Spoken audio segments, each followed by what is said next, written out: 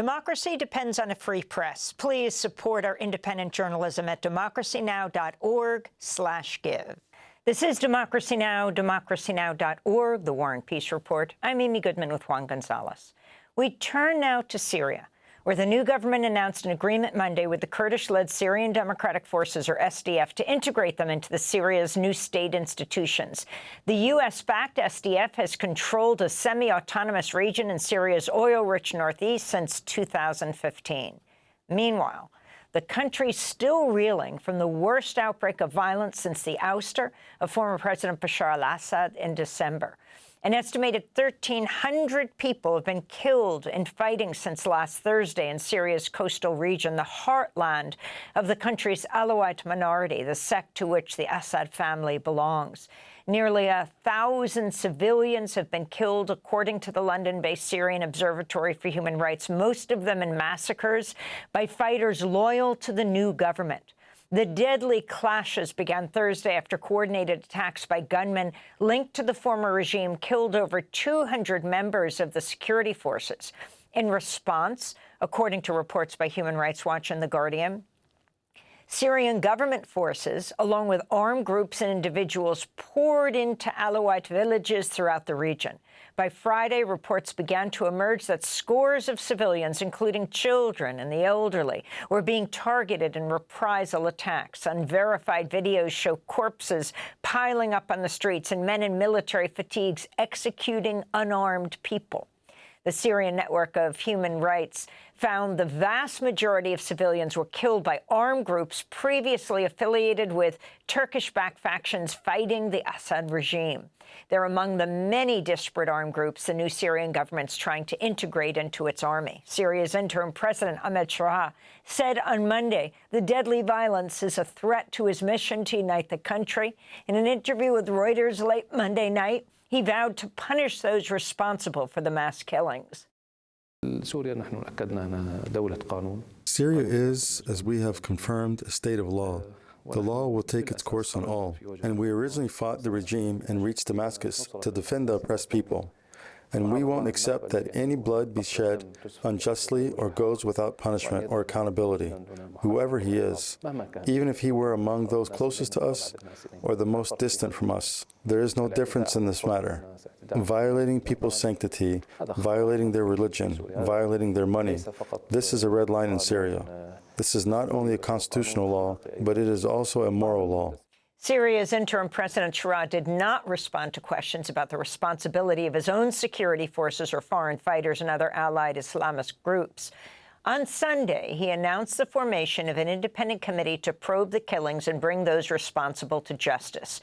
For more, we go to Boston, where we're joined by Yasser Munif, a Syrian scholar and sociology professor at Emerson College who specializes in grassroots movements in Syria, the author of The Syrian Revolution, co-founder of the Global Prison Abolition Alliance.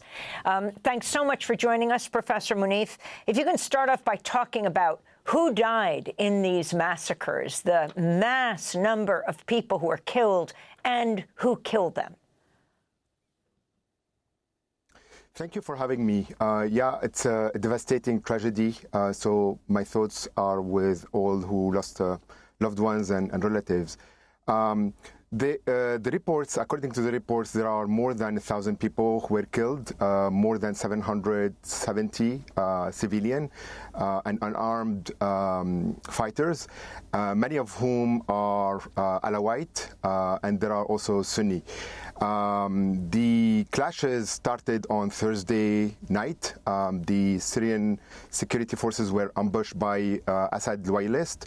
And the following day, the Syrian government mobilized the population in many cities, Sunni cities, and bused them to the Alawite region, the coastal region.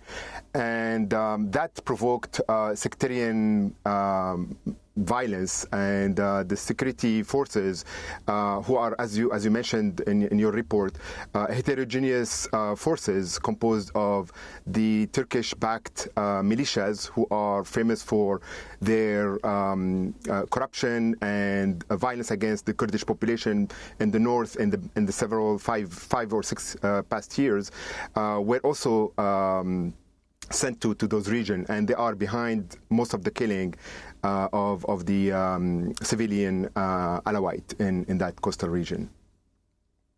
And Professor, could you give our audience a brief history of the Alawite community in Syria and its relationship to the rest of the society? So the Alawite are a small Shia minority, around 10% of the population, 2.3 million people. And the Assad regime family comes from the Alawite sect. And it instrumentalized the sect to control and to govern Syria in the past 50 years. So the Syrian government used a double discourse. On the one hand, it claimed to be secular and socialist and didn't really care about religion. But also, at the same time, it presented itself as the savior of minority, as the only way to control the Sunni majority population, and scared the minority, especially the Alawite. It also prevented the Alawite, for the most part, to have any kind of economic independence, meaning that they mostly lived in and marginalized economically and politically before the rise of the Assad family. And it made sure that many of them joined the army, security forces, and also the public sector. And this dependency to the regime made it very hard for them to be opposed to the regime during the war, the Syrian revolution in the past 14 years. So there are many opponents to the Syrian regime that come from the Alawite sect, but oftentimes they are severely and harshly repressed, put in prison, killed, assassinated.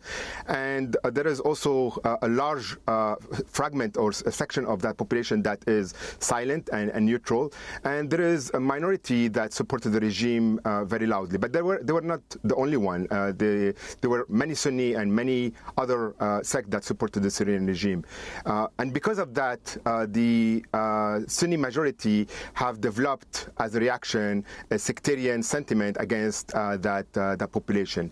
And it perceived what happened on Thursday as a way to take revenge of the massacre that happened in the past 14 years. And could you talk about the significance of the deal signed this week between the new Syrian government and the Kurdish-led and U.S.-backed Syrian Democratic Forces, especially since that area of Syria is so rich in oil? Yeah, so the Syrian regime is facing many challenges, political and economic.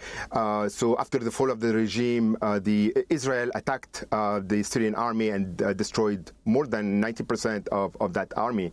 And it has been trying to govern Syria and create a platform for political participation, but at the same time was unable to get the support of many of the minority, the Kurds in the south and the Kurds in the north and the Druze in the south, and obviously the Alawite in the coastal areas.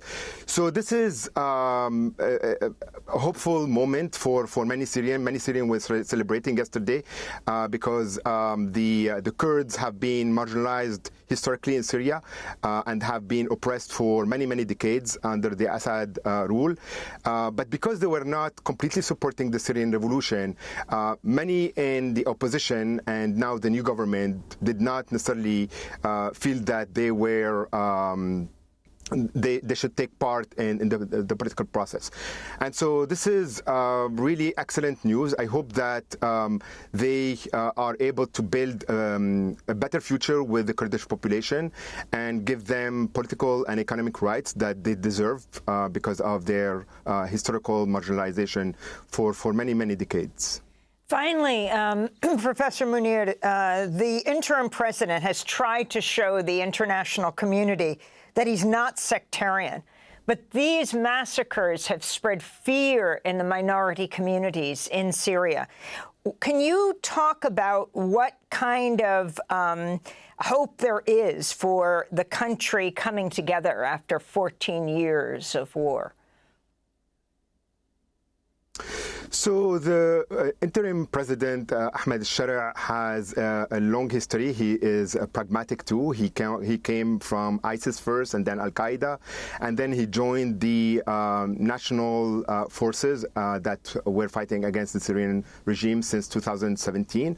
And after the fall of the Syrian regime, is trying to present a more acceptable image because his priority is to end the sanctions against Syria and bring funding for reconstruction. There is need for at least $250 billion to reconstruct Syria. And so he is trying to be docile with the West to a certain extent, with the Gulf countries who are going to give the money, and has been trying to avoid any confrontation with Israel. It will be to be seen if that strategy will work. Israel doesn't want his government to be successful, has been trying to fragment Syria, has offered some up to $1 billion to the Druze so that they develop some form of autonomy and oppose the Syrian regime, has been also communicating with the Kurdish population in the north. But at the same time, Trump and the West want to end the war in Syria and want the new government to, they want to pull away the new government from Iran and its sphere of influence. So he is managing all these tensions and contradictions, and it will be quite a challenge for him to succeed. It's going to be, I think, a major challenge, economic, political, and geopolitical as well. Democracy Now! Is funded by viewers like you. Please give today at democracynow.org/give.